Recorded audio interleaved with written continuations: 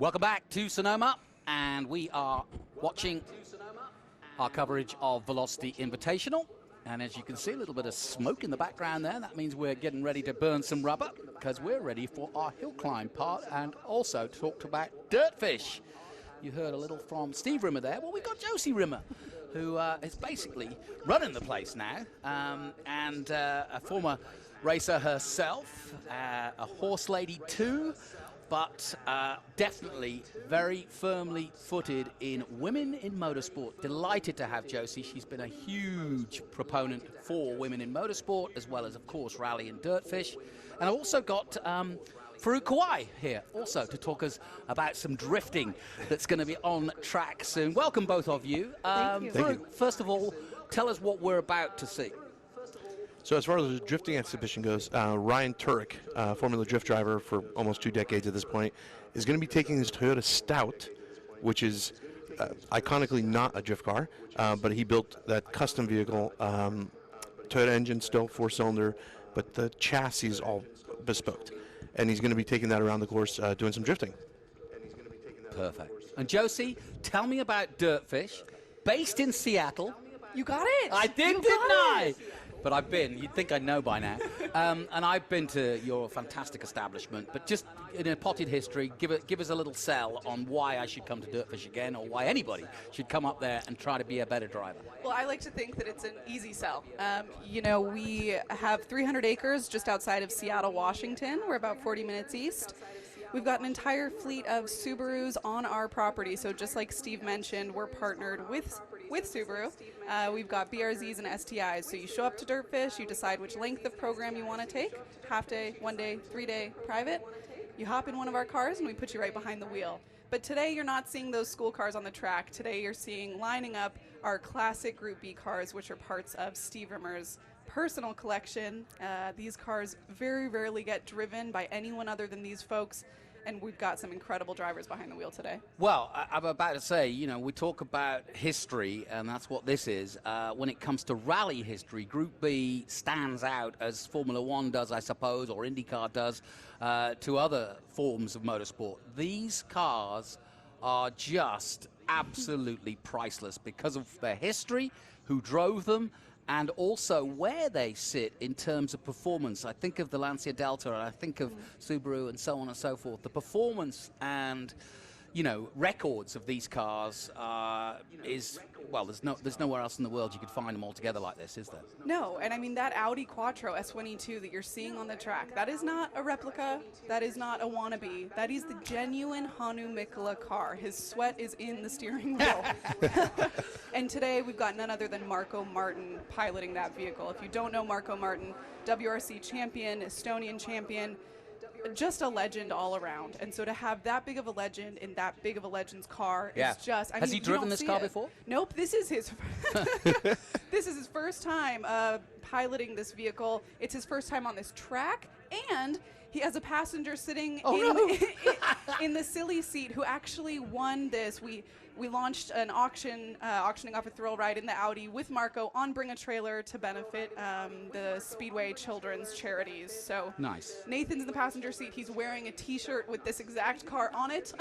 That's great. And so he's the man. But you know, my other big project that you mentioned is the women in motorsport side of things. And in that 037 right now is Michelle Abadi, who I know well. Who you know well, who is a wonderful representation of women in this sport and just racers, period. You know, she shows up, she lays it out on the track, and we're really lucky to have her in this 037 today. You know, shifting a little bit, shifting gears, so to speak, into a Group B rally car. Yeah, Michelle Abate from Las Vegas, currently racing in Trans Am, but also learning her way a little bit in rally, I would have said, because I think this will be a thrill for her. I don't think she's done this kind of car before, has she? She came to DirtFish for our Women in Motorsports Summit this past March. She drove one of our school BRZs, which you can also see this weekend over on the gravel course towards the back of the facility. But this is definitely new for Michelle, and she just totally takes it in stride. If you want to hear more from Michelle, straight from her, you can see her on our Women in Motorsport panel in the event plaza today at 11:45, and again on our Women in Motorsport panel tomorrow at Turn 11 at 11 a.m. What are you talking about? What am I talking about? What are you talking about at the panel? Let me tell you what I'm talking Thank about. you. As I mentioned very briefly, DirtFish Women in Motorsport Initiative is sort of my bread and butter. We launched the initiative at DirtFish in 2022 with our Women in Motorsport Summit. And every year we are joined by incredible women from around the world who sit on a panel and who tell us their stories, you know. The sport is finally recognizing that women have the same inherent ability to be a fast driver as men. And so our role as DirtFish Women in Motorsport is to give them the platform and to give these women the microphone. Let them tell their stories. Great. I did the F1 Academy at Miami earlier this year. And just a little news story of women in motorsport. Chloe Chambers just came out, and she is, of course, racing in Formula One Academy from New York. A young Asian American driver, and she has just been picked up by Red Bull and Ford as well for F1 Academy. So strides are being made each and every day. A woman is achieving. Catherine Legg, I saw her 2 weeks ago at WEC, flying high. Love it. I saw the Iron Dames. Brilliant. So it's happening. It's finally happening. It's happening. You know, and I think the misconception is, well, women aren't doing it. No, yes, they are. Women are doing it, and maybe we're just not always hearing about it, right? So that's another big part of the DirtFish Women in Motorsport initiative, and a huge part of what we're doing on our Women in Motorsport panels here at Velocity. We're so lucky to partner with Velocity for these panels, powered by Mobile One. We've got a panel today and tomorrow of 4 Shift Up Now athletes, which you'll hear all about. But here go the Group B cars. You can hear them. You can hear them from here. Well, you know, and on that subject, girls, if you're out there listening, I've been to DirtFish, and if you're wondering how you want to get into motor racing and you want to do the driver side of it, or the engineering side of it, by the way, go to DirtFish, because it's an environment with loads of room to make mistakes and do things wrong and drive fast and get it wrong in an absolutely safe environment, and you can learn very, very quickly in a matter of a day, 2, 3 days, with an instructor sat by your side, radioed up, and, you know, you can learn how to brake hard, you can learn how to drift, you can learn how to do full donuts, you name it. And it just gives you a confidence in your own road car that what these mechanical beasts can do. Yeah, and it lets you learn the car control. I feel like typically when we hear the term car control, it sounds boring. You think of your driver's ed school. Yeah. This is not that. We've got you sliding sideways in the woods by the end of a one-day program. That's how quickly our professional instructors can turn you into a rally driver. Again, the Subaru base is the perfect foundation upon which to learn. And no matter who you are, no matter what experience you have, even if you've never driven a manual transmission, we're going to get you going sideways. So what have we got out here? There's the Lancia Delta. Yes. Oh, my gosh. I mean, this car, the first time I sat in it, it's just wild. It's a 1985 Lancia Delta S4.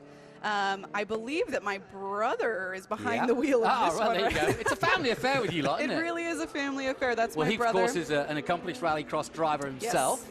Yes, my brother has competed in the ARX, the GRC, and of course, plenty of stage rally. Yeah. He's a very talented driver, and it really, truly brings me a lot of joy to see him behind the wheel.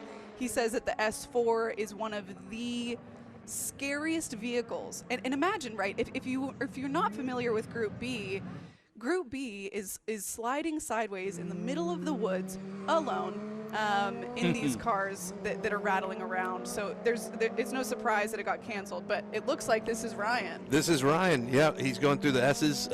This is actually incredibly hard to link right there from 8 to 9. He's backing off a little bit, but yeah, Ryan's come out to our local events. We have a big event at this racetrack in December called Winter Jam, where we have 6 tracks live. All drifters essentially take over the place, and he's come out here and taken one of his other Toyotas, but he's an incredible ambassador for the sport, having done it for 20 years professionally at this point. The builds that he does and just the uniqueness that he brings to the sport, just it's funny to be in the same group as Group B Rally, because a lot of people say that Formula Drift and the cars that we're building right now, we're in the Group B era of drifting. These cars have no restrictions. So power-wise, that car's about 700 horsepower, 650, 700 horsepower, the one that's Ryan's driving. But in competition, most of the cars that we drive are over 1,000. So you're 1,000, 1,100, 1,200 horsepower, sometimes even 4 cylinders. And they are wild. And to see him amongst this great group of cars is it's quite amazing. Now, I've got two experts here, so I'm going to make an assumption here. With the drifting, you are literally, so people understand the skill, driving the car, steering the car with the power.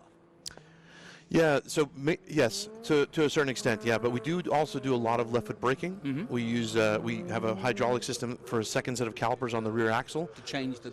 to change the bias, yeah, to change the essentially balance of the car. We do something called clutch kicking, or imagine being full throttle and you press in the clutch and take it out as quickly as possible. So we use different techniques to disrupt the balance of the car. Yeah, and change the weight distribution, yeah. But these are all skills that you would kind of get your head Very around similar in to rally, too. very similar to rally, of course. Yeah. Absolutely, lots of parallels. You know, if you come to DirtFish, we pretty quickly get you left foot braking, and you know, very similarly, we completely operate off of weight transfer, right? So this is one of the only times right now here at Velocity that you are going to see any of these Group B cars not only on a track, but with slicks on. Okay, Oh, yeah. that doesn't happen very often. So normally, if you saw these cars on gravel, they'd be slip and sliding left and right. What Ryan is doing in that truck might look fun and easy, and it is fun, but it's not easy. Definitely not easy. Yeah, it's funny because we did a session at 8 a.m. on the main course, and I entered at limiter because I have the car geared a little bit short today, and I entered at about 110 miles an hour into corner 1, and I didn't have enough speed at 110 miles an hour to make it to corner 2 sideways. So it's pretty incredible how much mechanical grip these cars have. Yeah. And you know, you look at if you go take a look at Ryan's car in the paddock, the rear suspension is bespoke. You know, and it's incredible how much engineering goes into that. You know, the BC coilovers on that car, everything is just custom just to make it as sticky as possible to the road. It's incredible. I mean, the amount of grip that these things have. First of all, they're not used to having this much grip. You know, on the dirt, on the gravel, they don't tend to have that much. We've got some really amazing people piloting these vehicles today. Like I mentioned, in that S4 that you're looking at right now is my silly brother, James. We've got Marco Martin piloting the Audi, Michelle Abadi in the 037. And then we've also got John Hill, who is racing actually in several events this weekend, but is a wonderful friend of DirtFish. If you see him running around, you'll see him in a very beat up, very old orange baseball hat with a sideways DirtFish logo that I'm pretty sure was a misprint. And I don't know how he got it, but I love seeing Ryan out here, you know, this sort of the similarity and the overlap, but also the massive differences between these vehicles. It's really cool to see. Absolutely, yeah. How much? I don't know the specifics of the Group B era rally cars. How much power do these usually make? About 700 or? Yeah, right around there. Right around there. Yeah, Okay. 650, 700, yeah. I mean, almost more power than you can imagine. And For this sure. car is one of the most legendary Group B cars. Everyone has seen an image of this S1E2. Absolutely. And one of the Quattros, one of the reasons that it got so famous was, if the name Michelle Mouton means anything to you, obviously a massive WRC champion, the first and only woman to have ever won WRC stages and events. You know, she piloted one of the most serious Group B Quattros. She has come to DirtFish twice for our Women in Motorsport Summit. And again, you know, just proof that anyone can do this. With the right training, anyone can be sliding sideways. Well, you know, there's no question that Michelle Mouton was the absolute trailblazer when it came to rally. But motorsport too, she was one of the first women to really, you know, Lynn St. James, I put in the same field, obviously in her Indy exploits, and she too is now a huge proponent for women in motorsport too. But these girls were real trailblazers, and like you say, Group B were well known as the beasts of rally. And so the fact that she tamed the beast, as it were, and was successful in it, in what was a very male-dominated sport, still is, but now Leia Block coming through, and it's great to see so many women now following in the footsteps, you know, Hayley Deegan, you know, all making their way, and it's good because, yeah, maybe they had a famous father or somebody to, you know, to learn from, but now doing it themselves, and I couldn't say, you know, I couldn't speak more highly of it. It's great. And even, you know, even without the family background, you know, there's plenty of people in this paddock just at this event alone who were brought in by a family member. But, you know, some of the women on our Women in Motorsport panel today, which again is at 11:45 in the event plaza. Absolutely. Come meet these women because some of them do not have that motorsport tie. I mean, Michelle Abbate, yes, her brother raced, but her family told her, well, that's what the boy does, right? So Michelle was straight up told, no, actually, that's not for you. And so she just did it all by herself. Incredible. She showed up, she does her own marketing, her own engineering. Her husband, Anthony, is in the paddock today. He helps with the team management side, all of her, promo and social media. And we all know that it takes a village. But for some of these women, on this panel, we've got Pippa Mann, we've got Sabra Cook, we've got Ashley Freeberg. You just figure it out when this is the thing that you really want, and those are the stories that we need to hear. Those are the stories that we're going to hear today and tomorrow on our Women in Motorsport panels. And look, there's Michelle right now. Again, this is her first time in this car, first time in a car like this at all, and she's killing it. Yeah, and I know, having spent a lot of time with her in Trans Am, she was doing West Coast for a long time, which is effectively a smaller championship than the national championship. Then she stepped up with BC Racing Cars and did the national championship, and she's not cracked it the way she wanted to. She's had some good finishes and some points finishes. You get some good point finishes in Trans Am, but one thing I can tell you, when you get to the awards at the end of the season, the most popular driver, Michelle Abbate, almost every year. She markets so well, and she works hard. She's got sponsors like Ghost Energy, as a sponsor, and she works really, really hard. And power to her. Great to see her out there. I bet she's going to come out with a huge grin on her face, and she's going to walk straight up to you and go, "When am I coming to DirtFish?" I hope so. I hope so. We all know that the reality of motorsport lies in the funding. Money, right? Funding is impossible to get. No matter how hard, some athletes work, no matter how hard they push, it just sometimes doesn't work. And this is one of the topics that we're going to get right into on our panel today is how do you get that funding? And Shift Up Now, again, Pippa Mann and the other three women that are on the panel, Sabra, Ashley, and Michelle, are all Shift Up Now athletes. They are focused on getting funding for women in the sport. Yeah, it's interesting. I mentioned Miami and Formula One Academy, which is the all-female racing championship. And I went on the grid and interviewed one of the few, but absolutely new, women's sponsors. And I was saying, glass ceiling broken. Finally, we can get into a whole market of products, consumer products, that women use only, and they can get into motorsports. How about this? Oh, what do we got here? He's this is one of the fastest parts of the racetrack, back on the back section through the S's. And it's honestly, these cars generate so much grip, it's hard to keep them sideways. But look at Ryan just pushing it to the limit, trying to get it every, let's see, he's going down to 11. Is he going to pitch it sideways? So earlier today, I got to tell you, isn't it? sliding it into turn one is and who's in the passenger seat? I have somebody very frightened. Yeah, exactly. Man, what an experience. That's one of, again, So one let's of see the him pitch it. brilliance. Is he going to pitch it into turn one? He's got to. Let's see. Yeah. Come on, Ryan. Give us a show. Oh, there he Yeah, goes. right. Yep, up the hill. There you go. Let's see, link it to 2. Wow. Oh, there he goes. Beautiful. Now, he should be able to link it to 3. He's 3A. still He's holding it still down. going. There we Oh, go. go on. Now, this is an amazing course right here. We call this our Summer Jam course. Here we go. Up the hill.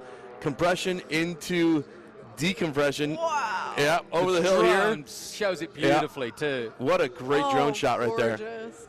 And if you notice, so with drifting, it's a judge sport, right? Yeah. We're the figure skating of the motorsports world. Yeah, I love that. So style, angle, and line are the 3 judge criteria if you're running solo, right? And style really comes down to fluidity. How fluid the car is from one corner to the other. Are they jerky, or does it look intentional? Does it look, dynamic?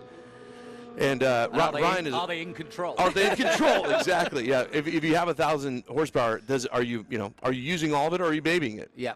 And here he comes coming up the hill to turn 7 here. It's like Pirelli say, power is nothing without control. 100%. Yeah. So everybody talks.